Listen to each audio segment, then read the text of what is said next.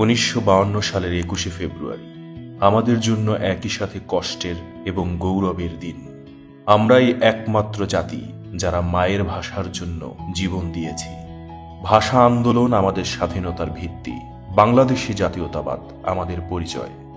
1976 সালে শহীদ প্রেসিডেন্ট জিয়াউর রহমান জাতির শ্রেষ্ঠ সন্তানদের সম্মানিত করতে 21শে পদক চালু করেন।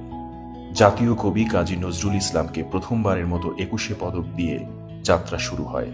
পরে একে একে জসিম উদ্দিন ও বেগম সুফিয়া কামাল, তোফাজ্জল হোসেন মানিক মিয়া, ফররুক আহমদ, শামসুর রহমান, আব্দুল আলিম এবং আমার ভাইয়ের রক্তে রাঙানো 21শে ফেব্রুয়ারি এই অমর সঙ্গীতের সুরকার আলতাফ মাহমুদ সহ জাতির শ্রেষ্ঠ সন্তানদের 21শে পদকে ভূষিত করেন।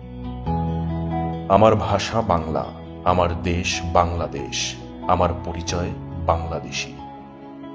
এই বাংলাদেশ আপনার, আমার, আমাদের সবার, আমাদের একটাই গর্বিত পরিচয়, আমরা সকলে বাংলাদেশী।